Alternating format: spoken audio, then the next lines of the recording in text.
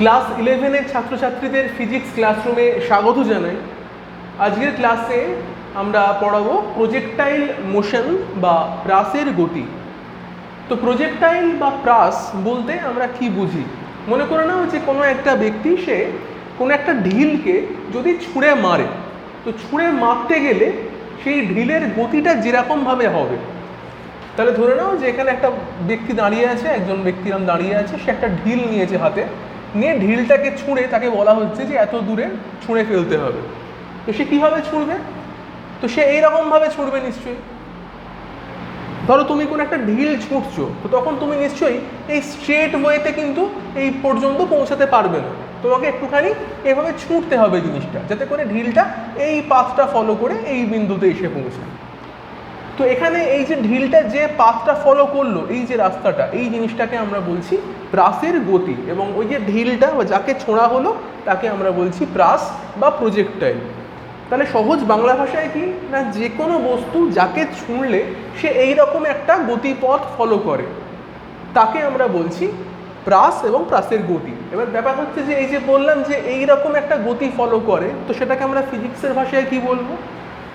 তো আমরা শিখেছি একমাত্রিক গতিতে। একমাত্রিক গতিতে আমরা কি পড়েছি যে যখন কোনো একটা বিন্দু থেকে অপর কোনো বিন্দুতে যেতে হয়, সেখানে আমরা কি করব, একটা স্ট্রেট লাইন ধরে এক বিন্দু থেকে অন্য বিন্দুতে পৌঁছে যাব। মানে এই পয়েন্ট থেকে ধরো বি পয়েন্টে পৌঁছালাম, একটা স্ট্রেট লাইন ধরে পৌঁছে গেলাম, এটাকে আমরা বলছি একমাত্রিক গতি।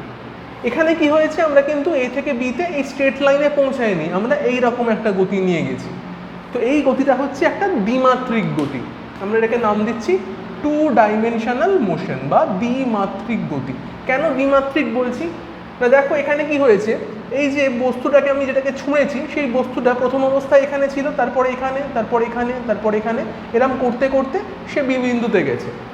মানে সে কি হয়েছে, সে এক্স অক্ষের দিকেও গেছে, যদি আমি ধরে নিই এটা এক্স অক্ষ, সেদিকে তো গেছেই, এ থেকে বি এক্স অক্ষ বরাবর।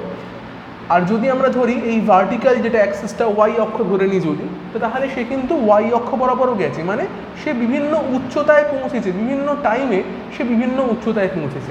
কখনো বেশি উচ্চতায় গেছে, আস্তে আস্তে একটা ম্যাক্সিমাম হাইটে পৌঁছেছে, তারপরে উচ্চতাটা কমতে আরম্ভ করেছে। মানে সে যেরকম ওয়াই অক্ষের দিকেও গেছে, সেরকম সে এক্স অক্ষের দিকেও গেছে, এবং একই সঙ্গে দুটো অক্ষই কিন্তু সে ফলো করেছে। মানে এমন না যে একই টাইমে শুধু ওয়াইয়ে গেছে, এক্সে যায়নি, এমনটা নয়। একমাত্রিক গতিতে আমরা কি পড়েছিলাম, যে কোনো একটা ঢিলকে আমরা উপরের দিকে ছুঁড়ছিলাম, যেটাকে আমরা বলতাম vertical motion of a body, উপরের দিকে ছুঁড়ছিলাম বা উল্লম্ব গতি, যাই বলো না কেন। তো এইটা কিন্তু ছিল, ধরো এ থেকে বিতে পৌঁছালো বস্তুটা যখন, এটা কিন্তু ছিল একমাত্রিক গতি। কোন দিকে না, ওয়াই অ্যাক্সিস বরাবর। বা কোনো একটা বস্তু সে এ থেকে বিতে গেল, এই লাইন বরাবর গেল, এ থেকে বিতে স্ট্রেট এই লাইন বরাবর গেল, এটা ছিল কি একমাত্রিক গতি। সেটা কোন দিকে না, এক্স অ্যাক্সিস বরাবর। তো সেটা কোনো একটা টাইম যখন মানে পেরোচ্ছে, সে একই দিকে মুভমেন্ট করছে, কখনো ডান দিকে বা কখনো উপরের দিকে। কিন্তু এই পার্টিকুলার কেসটাতে কি হয়েছে, সে উপরের দিকেও যাচ্ছে, কিন্তু তার মুভমেন্টটা এক্সের দিকেও যেমন রয়েছে, ওয়াইয়ের দিকেও তেমন রয়েছে। ওয়াইয়ের দিকে যেতে যেতে সে এক্সের দিকে যাচ্ছে। এই রকম ধরনের গতিকে আমরা বলি দ্বিমাত্রিক গতি। তাহলে প্রাসের যে গতিটা আমরা এখানে পড়াচ্ছি, সেটা কিন্তু একটা দ্বিমাত্রিক গতি। তাহলে আমরা একমাত্রিক গতি চ্যাপ্টারে যেগুলো পড়েছি, তার থেকে একটু অন্যরকম ব্যাপারটা হচ্ছে দ্বিমাত্রিক গতি। তাহলে এখানকার জিনিসপত্রগুলোকে আমরা কিভাবে সলভ করব, সেটাই কিন্তু আজকের ক্লাসে আমি শেখাবো। এবং এখান থেকে কিন্তু পরীক্ষার জন্য ভীষণ ভাইটাল কোশ্চেন আসে। মানে যা যা পড়াবো আজকে সবটাই পরীক্ষার জন্য ইম্পর্টেন্ট, কারণ প্রত্যেকটা ছোটো ছোটো প্রশ্ন তোমরা কিন্তু পাবে এখান থেকে। বেশ, তাহলে চলো শুরু করা যাক আজকে প্রাসের গতি, কিভাবে আমরা পরপর কোশ্চেনগুলো আসবো। তো প্রথমেই যে কোশ্চেনটা সব থেকে প্রাসের গতির ক্ষেত্রে আসে, যে প্রাসের যেরকম ছবিটা আমরা আঁকলাম, সেই ছবিটাই প্রথমে আঁকছি। যে এটা দ্বিমাত্রিক গতি যেহেতু, তাহলে এটা এক্স অক্ষ, এটা ওয়াই অক্ষ। তাহলে একটা বস্তুকে আমরা ছুঁড়েছি, সেইভাবে গিয়ে এরকম একটা জায়গায় গিয়ে পড়েছি, হলো। তো সেক্ষেত্রে আমাদের কী কী প্রশ্ন আসতে পারে? প্রশ্ন আসতে পারে এরকম, যে এই যে দ্বিমাত্রিক গতি, সেটা আমরা কিভাবে প্রমাণ করতে পারি। তো কী করছি দেখো এখানে, তাহলে যখনই কোনো একটা বস্তুকে আমরা ছুঁড়ি, তার একটা প্রারম্ভিক বেগ থাকে। তাহলে মনে করা যায় যে একটা ভি নট বা ভি জিরো, এই বেগ নিয়ে ওই বস্তুটাকে আমরা ছুঁড়েছি, যার ফলে সে এখান থেকে এই এক্স দূরত্ব অবধি এসে পৌঁছেছে, এই বিষয়টা হয়েছে। তো এখানে আমরা জানি যখনই কোনো বৃত্তাকার গতি হয় বা কোনো একটা কার্ভিক্যাল গতি হয়, সেখানে কি হয় না, যে বিন্দুতে আমাদের বেগ বার করতে হবে, মনে করো যে এই বিন্দুটায় বেগ বার করতে হবে বা এই বিন্দুতে বেগ বার করতে হবে, যেখানেই হোক না কেন, আমরা কি করি, সেই বিন্দুতে একটা স্পর্শক আঁকি। ওই স্পর্শক বরাবর আমরা বেগের দিকটাকে দেখাই, তার কারণ বেগ একটা ভেক্টর রাশি, তো তার দিক দেখাতে হবে। সেই দিক দেখানোর নিয়মটা কি না, যে কোনো একটা কার্ভে যে বিন্দুতে আমরা বেগটা জানতে চাই সেই বিন্দুতে একটা স্পর্শক আঁকবো, সেই স্পর্শকটা বলে দেবে যে ওই বিন্দুতে ওই বস্তুর বেগ কত ছিল। তাহলে ধরে নিচ্ছি যে একদম ইনিশিয়ালি প্রারম্ভিক যে জায়গা, সেখানে একটা v0 বেগ নিয়ে আমি ওই বস্তুটাকে ছুঁড়ে দিয়েছি। এবার দেখো, এই যে বেগ নিয়ে ছুঁড়ে দেওয়া হলো, এবার এই বেগের জন্যে সেই বস্তুটা এক্সের দিকেও যেরকম যাচ্ছে, ওয়াইয়ের দিকেও তেমন যাচ্ছে, মানে তার যেহেতু একটা ঊর্ধ্ব গতি রয়েছে, সে উপর দিকে গেল, তারপরে নিচে নামলো আবার, এবং তার সঙ্গে সঙ্গে কি সে একটা দূরত্বও কভার করেছে, এক্সের দিকেও গেছে। তো তাহলে এই বেগের দুটো উপাংশ আমরা ধরে নেব। আমরা ভেক্টর চ্যাপ্টারে, যেটা আমরা এতদিন ধরে ভেক্টর চ্যাপ্টারটাই চলছে, সেখানে উপাংশে বিভাজন শিখেছি, একটা ভেক্টরের দিকে কী করে উপাংশে বিভাজন করা যায়। তো যেহেতু বেগ একটা ভেক্টর রাশি, তাকেও আমরা দুটো উপাংশে বিভাজন করব, একটা এক্স অক্ষ বরাবর, একটা ওয়াই অক্ষ বরাবর। তো এক্স অক্ষ বরাবর v0 যেটা, তার উপাংশ কীভাবে বার করব? তাহলে আমরা ধরে নিচ্ছি যে v0 এক্সের সঙ্গে একটা কোণ করে আছে, সেই কোণটাকে আমরা ধরো থিটা ধরে নিচ্ছি, থিটা কোণ করে আছে। তাহলে এক্স অক্ষ বরাবর বেগের উপাংশ কত, তাকে আমরা লিখছি v∗x, মানে এক্স অক্ষের দিকে ভি এর উপাংশ, সেটা ইকুয়াল কত লিখব, v0 cos থিটা। আমরা আগেই শিখিয়েছিলাম যে যে অক্ষের সঙ্গে অ্যাঙ্গেলটা করে থাকে সেটা কিন্তু cos হয়, মানে এক্সের দিকে cos হয়। তাহলে উল্টো দিকটা কী হবে, নিশ্চয়ই সাইন হবে। তাহলে ওয়াই এর দিকে যেটা লিখব, সেটাকে আমরা লিখছি vy, মানে ওয়াই অক্ষের দিকে ভি এর উপাংশ, সেটা কত হবে, সেটা নিশ্চয়ই হবে v0 সাইন থিটা। তাহলে এই যদি cos থিটা হয়, তাহলে নিশ্চয়ই সাইন থিটা হবে, এছাড়া আর কিছু হয় না, কারণ এখানে লম্ব উপাংশ বিভাজন করছি। আমরা শিখিয়েছি কী করে লম্ব উপাংশের বিভাজন করতে হয়, বোঝা গেল? তাহলে দুটো উপাংশ পাচ্ছি vx vy। তাহলে vx এই বেগটার জন্যে ওই বস্তুটা এক্স অক্ষ বরাবর চলেছে, আর vy এই বেগটার জন্যে ওই বস্তু উপরের দিকে গেছে বা তারপরে নিচের দিকেও নেমেছে। তো এবারে প্রশ্ন হচ্ছে যেটা, যে এখানে এই যে দুটো বেগ পড়লাম, এই দুটো বেগের মেন মানে প্রপার্টি কি, তাৎপর্য কি, এই দুটো বেগের vx vy এর তাৎপর্য কি? তো এখানে এই যে vx, এই বেগে যখন বস্তুটা গেল, তো সেই vxটা কিন্তু ইউনিফর্ম, মানে সমবেগ। এখান থেকে আমরা ইম্পর্টেন্ট যেটা পাচ্ছি সেটা হচ্ছে vx কিন্তু একটা সমবেগকে প্রকাশ করে, এক্স অক্ষ বরাবর কোনো রকম ফোর্স কাজ করেনি, তাই জন্যে vxটাকে আমরা লিখছি সমবেগ। তোমরা সবসময় দেখবে যখন কোনো গতির ক্ষেত্রে একটা বল প্রযোজ্য হয়, তো সেক্ষেত্রে কিন্তু সেটা সমবেগ হয় না। নিউটনের সেকেন্ড ল যেটা, বল প্রযুক্ত হলে সেটা সমবেগ হয় না, তার মধ্যে ত্বরণ চলে আসে। আর যেখানে বল প্রয়োগ হয় না, সেটা হয় সমবেগ, নিউটনের ফার্স্ট ল যেটা। তো এখানে কি হয়েছে, এক্স অক্ষ বরাবর এই বস্তুর উপরে কিন্তু কারো কোনো বল প্রযুক্ত হচ্ছে না, সেই কারণে আমরা বলছি vx সমবেগ। এবার দেখো চলে আসবো ভিওয়াইতে। ভিওয়াই মানে বস্তুটা উপরের দিকে যখন যাচ্ছে। তো উপরের দিকে যখন বস্তু কোনো যায়, তোমরা জানো যে বস্তুর উপর তখন কি গ্র্যাভিটেশনাল ফোর্স কাজ করে। সেটা কোন দিকে, নিচের দিকে একটা গ্র্যাভিটেশনাল ফোর্স কাজ করে, মহাকর্ষ বল কাজ করে, যার জন্যে এই বস্তুটা উপরে যেমন গেল, আস্তে আস্তে কিন্তু সে নিচের দিকেও আসবে। উপরে ছুঁড়ে দিলে একদম হাওয়ায় উপরে চলে গেল এমন তার হতে পারে না কখনো, তাই না? তুমি একটা ঢিলকে উপরে ছুঁড়লে সে আকাশে একদম বিলীন হয়ে গেল, এমনটা তো হয় না, সে তো নিচে নেমে চলে আসে। কেন নিচে নেমে আসে তোমরা জানো, মহাকর্ষ বলের জন্য।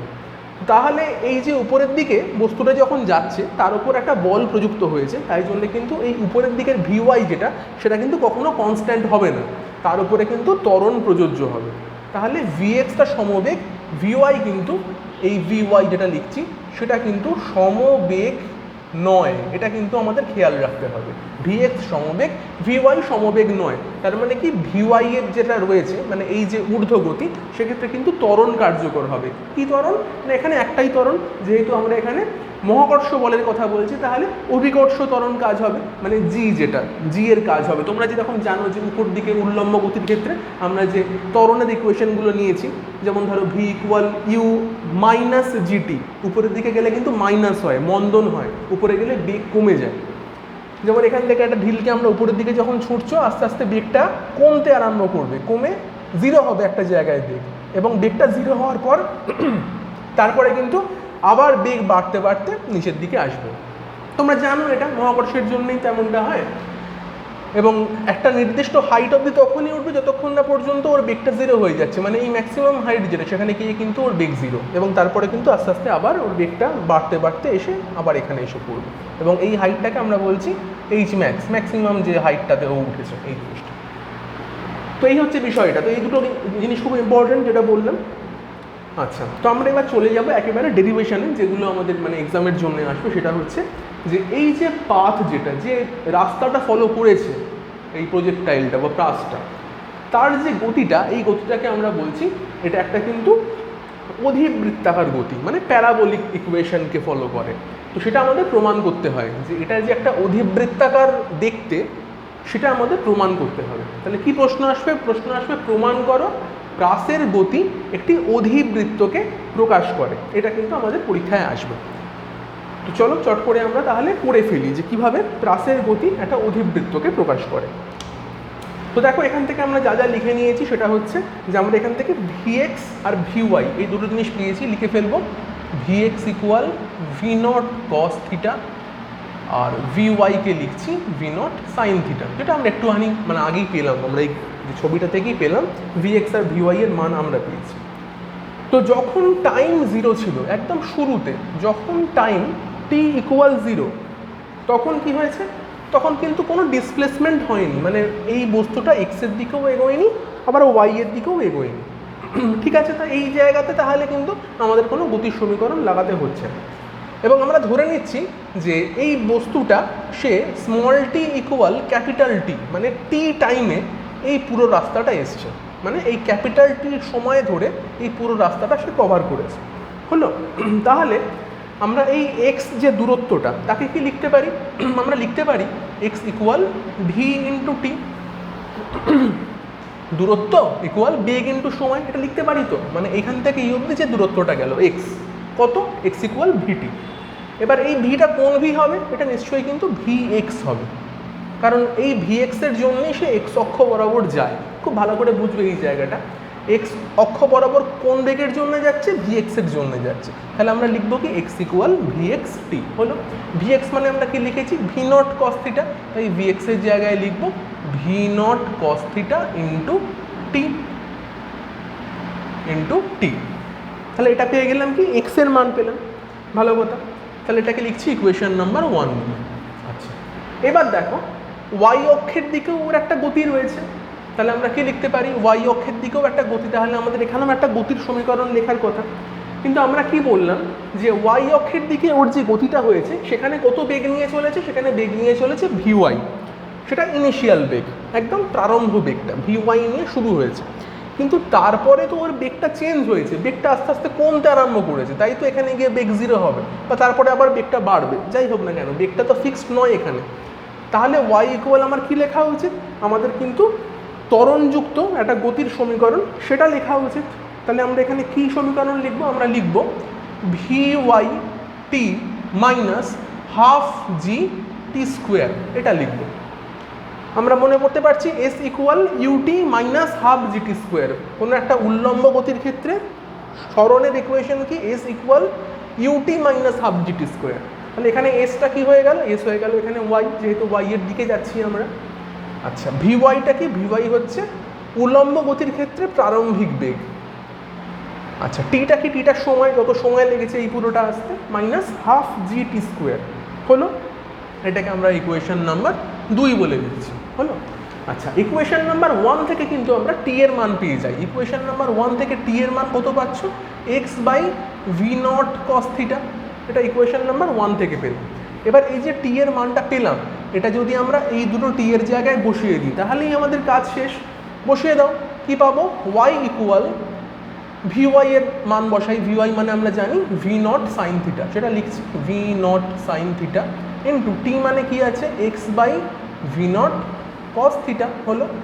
আচ্ছা, মাইনাস হাফ জি টি স্কোয়ার মানে x square by V naught square cos square theta, এই জিনিসটা হচ্ছে।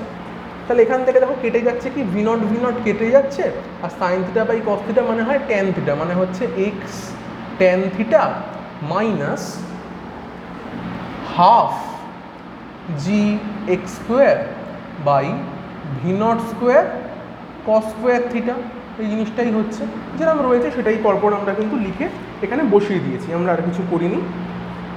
তো এই যে তাহলে ইকুয়েশনটা পেলাম, এটাই কিন্তু একটা প্যারাবোলার ইকুয়েশন হলো আলটিমেটলি। তার কারণ কি, প্যারাবোলার ইকুয়েশন আমরা কি জানি, তার সঙ্গে মিলিয়ে নাও। প্যারাবোলার ইকুয়েশন হয় y equal x plus bx square, এটা হচ্ছে একটা প্যারাবোলার ইকুয়েশন। দেখো ঠিক তার মতোই জিনিসটা এসছে, তাই না? তো তার মতোই এসছে কিন্তু জিনিসটা, তাই জন্য আমরা বলতে পারি যেটা একটা প্যারাবোলার ইকুয়েশন, বা যাকে তোমরা বাংলায় বলো অধিবৃত্ত। তো সেরকম অধিবৃত্তাকার ইকুয়েশনকেই ফলো করছে। তাহলে ক্লাসের গতি অধিবৃত্তাকার আমরা এই ইকুয়েশনটা লিখে কিন্তু প্রমাণ করতে পারবো। তাহলে বোঝা গেল, জাস্ট আমরা vx vy লিখে এইটুকু করবো। তাহলে এটা হয়ে গেল projectile motion is parabolic equation, is a representation of parabolic equation, আমরা এখান থেকে কিন্তু বলতে পারছি। যাই হোক, বেশ, তারপরে চলে আসবো আমাদের নেক্সট যেটা কোশ্চেন, সেটা হচ্ছে যে এই ম্যাক্সিমাম যে হাইটটা সেটা উঠতে কত সময় লাগে, সেই সময়টাতে আমরা আসছি।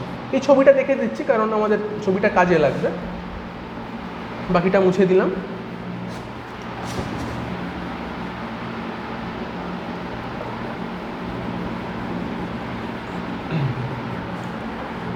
আচ্ছা, যেটা বলছিলাম যে নেক্সট কোশ্চেন যেটা, সেটা হচ্ছে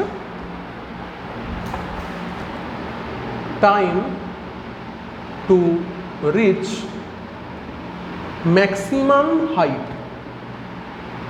এই যে ম্যাক্সিমাম হাইট, সর্বোচ্চ উচ্চতা, এইটা অবধি পৌঁছতে ওই প্রজেক্টাইলের কত সময় লাগবে। এই হেডিং দিয়েছি time to reach maximum height, কত সময় লাগবে, কি করে বার করব কত সময় লাগবে। ইকুয়েশন কি ব্যবহার করব, ভি ইকুয়াল ইউ মাইনাস এটি, এই ইকুয়েশনটা ব্যবহার করব, V equal U minus G T. এটি বললাম তার কারণ ফর্মুলাটা তাই, এখানে কিন্তু জি ব্যবহার করব, তরঙ্গ কিন্তু এখানে জি অভিকর্ষ ত্বরণ ব্যবহার হচ্ছে সেই কারণে। তো V equal U minus G T ব্যবহার করব। তো ভি এখানে অ্যাকচুয়ালি কি, ভি হচ্ছে যে এই জায়গাটায় পৌঁছচ্ছে যখন, তাহলে ম্যাক্সিমাম হাইটে যখন সে পৌঁছচ্ছে তখন তার বেগ কত। বেগ শূন্য, আমরা তো লিখিয়ে রেখেছি, ম্যাক্সিমাম হাইটে পৌঁছতে গেলে বেগ তখন শূন্য হয়, তাহলে ভিটা 0 হয়ে যাবে। ইউ কত, ইউ হচ্ছে ওয়াই অক্ষ বরাবর চলার সময় প্রারম্ভিক বেগ, সেটা কত ছিল, ভি ওয়াই ছিল, সেটার মান কত, ভি নট সাইন থিটা, বসিয়ে দিলাম, মাইনাস জিটি। তাহলে টি কত পেয়ে যাচ্ছ, v naught sine theta by g, হয়ে গেল। তাহলে এটাই হচ্ছে আমাদের time to reach maximum height, মানে ম্যাক্সিমাম হাইটে পৌঁছতে কত সময় লাগছে, v naught sine theta by g, just এইটুকু সময় লাগছে। হলো। নেক্সট হচ্ছে এই যে পুরো প্রজেক্টাইলটা যাচ্ছে, যে পুরো রাস্তাটা কমপ্লিট করছে, সেটা করতে কত সময় লাগছে। এবার দেখো, এই যে এখান থেকে শুরু করে প্রারম্ভিক জায়গা থেকে শুরু করে যখন সে ম্যাক্সিমাম বিন্দুতে যাচ্ছে, এইটাকে যদি আমরা ভাবি যে অর্ধেক দূরত্ব, তাহলে এই বাকি এটা অর্ধেক দূরত্ব, তাহলে এই অবধি যেতে যে সময় লাগে, এই অবধি যেতেও সেই সময় লাগবে। এখান থেকে এইটুকু যেতে যে টাইম লাগে, এখান থেকে এইটুকু যেতেও তো একই টাইম লাগবে। তো তাই জন্য আমরা কী করতে পারি, আমরা লিখছি টোটাল টাইম অফ ফ্লাইট, এটাকে লিখছি, মানে পুরো রাস্তাটা কভার করতে কত সময় লেগেছে। তাহলে টোটাল টাইম টিটাকে আমরা লিখতে পারি 2t লিখে দিতে পারি। এটুকু আসতে যে সময় লেগেছে তার ডবল লাগবে নিশ্চয়ই, তাহলে কত হচ্ছে 2v0 sign theta by g, হয়ে গেল। তাহলে এটা হচ্ছে টোটাল টাইম অফ ফ্লাইট। তো এরকম ছোটো ছোটো কোশ্চেন কিন্তু আসে, প্রত্যেকটা মানে হিসেবে একটা করে কোশ্চেন আসতে পারে যে এইগুলো নির্ণয় করো, ঠিক আছে, বা রাশিমালা নির্ণয় করো, এরকমভাবে কোশ্চেন আসে। আচ্ছা, নেক্সট যেটা হবে সেটা হচ্ছে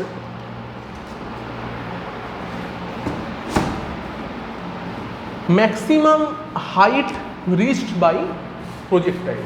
এই প্রজেক্টাইলটা ম্যাক্সিমাম যে হাইট রিচ করতে পারে, maximum height reached by projectile, কত ম্যাক্সিমাম হাইট উঠতে পারে, সর্বোচ্চ উচ্চতা কত, এইচ ম্যাক্স। তাহলে এইচ ম্যাক্সের মান কত সেইটা আমরা বার করতে চাইছি। ইকুয়েশন কি লিখবো, ইকুয়েশন লিখবো V square equal U square minus 2gs, এইটা লিখবো। এখানে এস তা লিখে একেবারে লিখে দিচ্ছি এইচ ম্যাক্স, কারণ এই দূরত্বটাই আমাদের চাই, কত হাইট অবধিও ম্যাক্সিমাম উঠেছিল। উল্লম্ব গতির ক্ষেত্রে সমীকরণ এটাই হয়। আচ্ছা, অন্তিম বেগ কত আমরা একটু আগে দেখলাম 0 হবে, তাহলে ভি স্কোয়ারটা 0। ইউ স্কোয়ার কত, ইউ মানে প্রারম্ভিক বেগ কত ছিল, ভি নট সাইন থিটা ছিল, লিখবো কি V naught square sine square theta minus 2g H max. তাহলে আমরা বার করছি এখানে এইচ ম্যাক্সের ভ্যালু কত, খুব সহজ, V not square sine square theta by 2g। তাহলে এটাই হয়ে যাচ্ছে কিন্তু এইচ ম্যাক্সের মান। আচ্ছা, নেক্সট যেটা পড়াবো সেটা হচ্ছে যে এই প্রারম্ভ বিন্দু থেকে শুরু করে এক্স অক্ষের যে লাস্ট বিন্দু যতটা এসছে এই পুরো দূরত্বটা কত, এই পুরো যে দূরত্বটা সেটাকে আমরা বলি রেঞ্জ, সেই আর এর মানটা কত।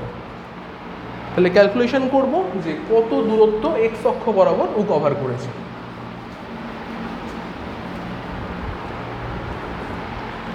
তাহলে নেক্সট হচ্ছে হরাইজন্টাল মানে অনুভূমিক দিকে রেঞ্জ অফ প্রজেক্টাইল, মানে অনুভূমিক দিকে সে কত দূরত্ব কভার করেছে, এটাকে আমরা বাংলায় বলি সীমা। প্রজেক্টাইল বা প্রাসের সীমা বলা হয় জিনিসটাকে, আর সেটাকে ইংলিশে আমরা রেঞ্জ বলি। যাই হোক না কেন, তো সেটা কত, আর ইকুয়াল তাহলে কি লিখবো, ভি ইন্টু টি, কারণ আর এই এক্স অক্ষ বরাবর যেতে যেটা যায় যে বেগটা লাগে তাকে আমরা সমবেগ বলি। তাহলে সমবেগ ইন্টু টাইম নিয়ে নিচ্ছি, ক্যাপিটাল টি লিখলাম। তাহলে এই পুরোটা যেতে যে সময় লাগে সেই টাইমটাকে টি লিখছিলাম, এবং সেটার মান কিন্তু আমরা অলরেডি বারো করে ফেলেছি। তাহলে আর ইকুয়াল কি লিখছো, ভি এক্স কত ছিল, ভি নট কস থিটা, আর পুরোটা যেতে কত সময় লাগে আমরা কিন্তু একটু আগেই বার করেছি, কত হয়েছে, 2 v naught sine theta by g, 2 v naught sine theta by g. তাহলে এখান থেকে কি লিখতে পারো দেখো, v not square 2 sine theta cos theta, মানে আমরা লিখতে পারি সাইন 2 থিটা বাই জি। তাহলে এটাই হচ্ছে কিন্তু প্রাসের রেঞ্জের ফর্মুলা। আচ্ছা, ম্যাক্সিমাম রেঞ্জ কত হতে পারে, মানে আমরা একটা কোনো জিনিসকে ছুঁড়ে ম্যাক্সিমাম কত দূরত্বে পৌঁছতে পারি সেটা কি করে বার করবো, দেখো কি করছি এখানে।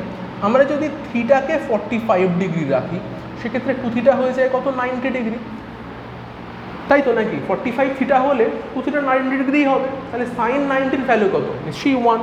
তাহলে সাইনের ম্যাক্সিমাম মান কত হতে পারে, 1 হতে পারে, তার বেশি তো সাইনের মান হয় না। তাহলে সেক্ষেত্রে আর এর ভ্যালু কত হচ্ছে, V naught square by g. তাহলে এটাই কিন্তু প্রাসের ম্যাক্সিমাম রেঞ্জ বা ম্যাক্সিমাম সীমা হতে পারে। তাহলে যে কোনো বস্তুকে যদি আমরা 45 ডিগ্রি অ্যাঙ্গেল করে ছুঁড়ি তাহলে সেই বস্তুটা কিন্তু ম্যাক্সিমাম দূরত্ব কভার করতে পারে, সেটা কি আমরা বলছি প্রাসের সীমা, যার সর্বোচ্চ মান এটা কিন্তু আর ম্যাক্স। রেঞ্জের সর্বোচ্চ মান কত হলো, ভি নট স্কোয়ার বাই জি। এইটুকুই ছিল আমাদের প্রাসের ফর্মুলা জিনিসপত্র, প্রজেক্টাইল মোশনে জাস্ট এগুলোই আসে, এবং এখান থেকে কিন্তু অঙ্ক আসে। এই প্রত্যেকটা ফর্মুলা লেখালাম, যেরকম টাইম অফ ফ্লাইট বা রেঞ্জ বা তোমার ধরো যে ম্যাক্সিমাম হাইট, এই জিনিসগুলো কিন্তু আলাদা আলাদা করে অঙ্ক হিসাবে আসতে পারে। তোমাদের কিন্তু এই ফর্মুলাগুলো প্রত্যেকটা কিন্তু মনে রাখতে হবে। এগুলো যেরকম প্রুফ দেয় পরীক্ষাতে, অঙ্ক দেয়, তার জন্য ফর্মুলাগুলো মনে রেখে কিন্তু তোমাদের অঙ্কগুলো করতে হবে। যাই হোক, আজকের মতো ক্লাসটা এখানেই শেষ করছি। পরবর্তীকালে আরও নতুন ভিডিও নিয়ে চলে আসবো, ততক্ষণ তোমরা পড়াশোনা করতে থাকো।